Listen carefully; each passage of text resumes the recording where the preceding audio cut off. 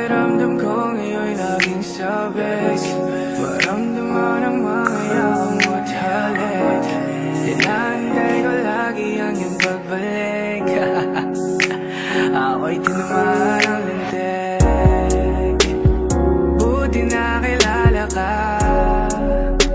na wala ang lungkot na dala.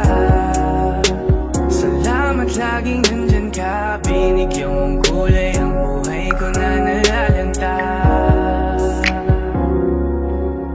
Diba ang sabi mo sa akin, ito ay panghabang buhay na. Pangakong alagaan at ingatan ka.